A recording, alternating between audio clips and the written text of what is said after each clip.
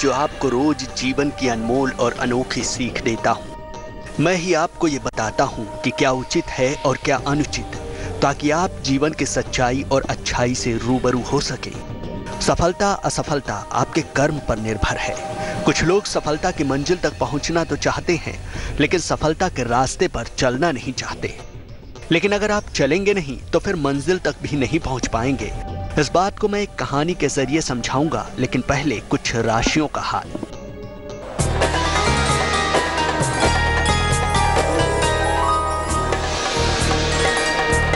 पंडित शैलेंद्र पानी की सलाह मेष राशि वालों के लिए वाहन खरीदने का योग है। अतिथि का आगमन होगा, रुका हुआ काम बनेगा। शुभ रंग नीला, भाग्य प्रतिशत 80।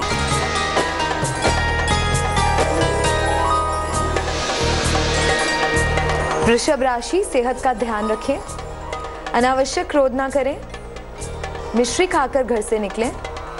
शुभ रंग चमकदार नीला, भाग्य प्रतिशत 65।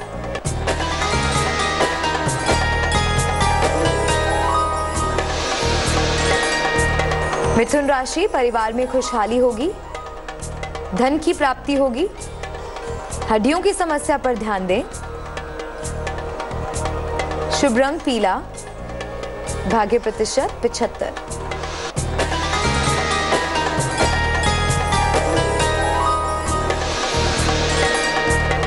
कर्क राशि, विवाद हल होंगे, शिक्षा में सफलता मिलेगी।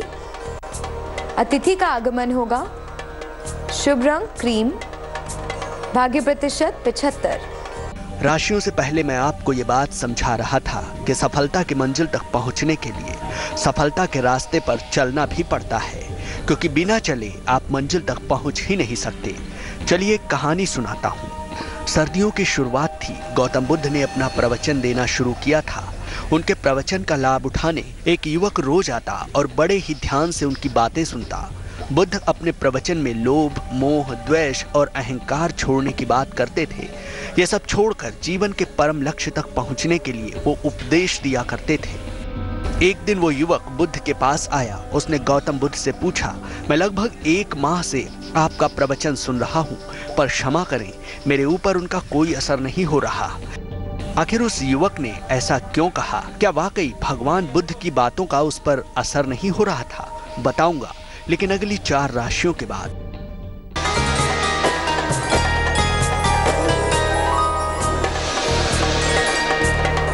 सिंह राशि, सेहत में सुधार होगा, नौकरी में परिवर्तन के योग हैं, संतान की उन्नति होगी।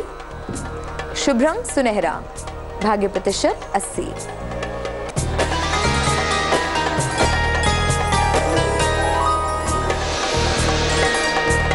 कन्या राशि, चोट चपेट से बचें, वाद विवाद की नौबत आ सकती है। धन का खर्च बढ़ेगा। शुभ रंग बसंती, भाग्य प्रतिशत 65।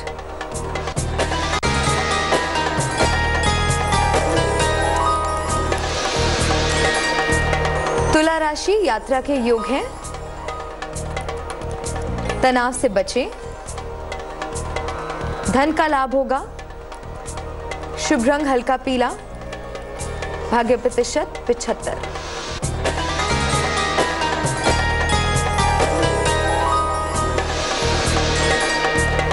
वृश्चिक राशि, संतान प्राप्ति के योग हैं, नौकरी में सुधार होगा, धन का लाभ होगा।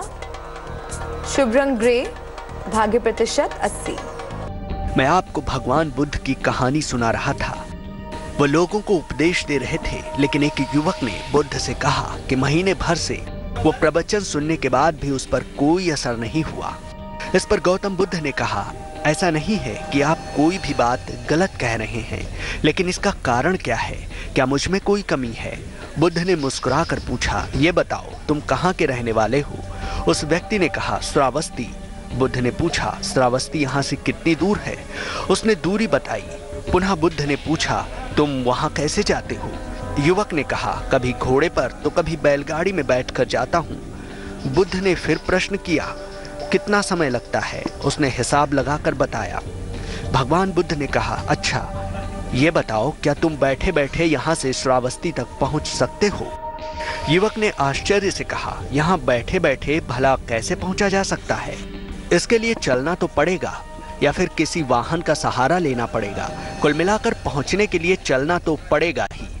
आखिर युवक की बातों का जवाब न देकर गौतम बुद्ध उससे ऐसा सवाल क्यों पूछ रहे थे, मैं आपको ये भी बताऊंगा, लेकिन अंतिम 4 राशियों के बाद।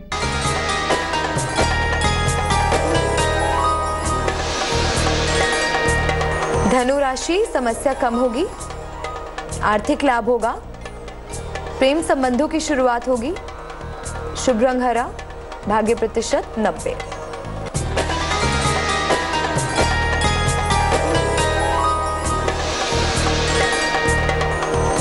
मकर राशि, धन खर्च पर ध्यान दें, चोट चपेट से बचें, सफेद वस्तु का दान करें, शुभ रंग सफेद, भाग्य प्रतिशत 65।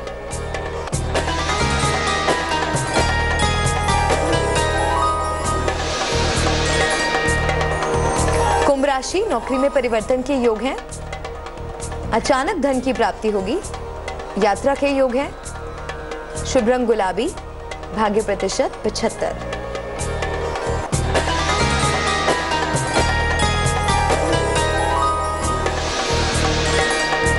मीन राशि, करियर में सफलता के योग हैं, परिवार में प्रसन्नता रहेगी, सेहत अच्छी रहेगी, शुभ रंग धानी, भाग्य प्रतिशत 80।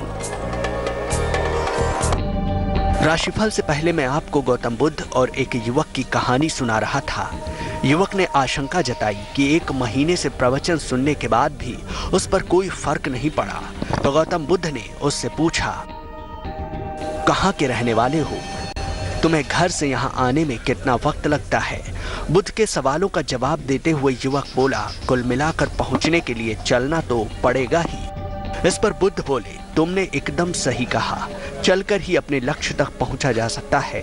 इसी तरह अच्छी बातों का प्रभाव भी तभी पड़ता है जब उन्हें अपने जीवन में उतारा जाए, उसका अनुसरण किया जाए। मात्र प्रवचन सुनने या अध्ययन करने से कुछ भी प्राप्त नहीं होता। तब उस युवक ने कहा कि अब मुझे अपनी भूल समझ में आ रही है, आज से मैं आपके बताए हुए मार्ग पर ही चलूंगा। इस कहानी के माध्यम से मैं आपको जो शिक्षा देना चाहता था, उम्मीद है वो आप समझ पाए होंगे। आज की कहानी में इतना ही। अलविदा।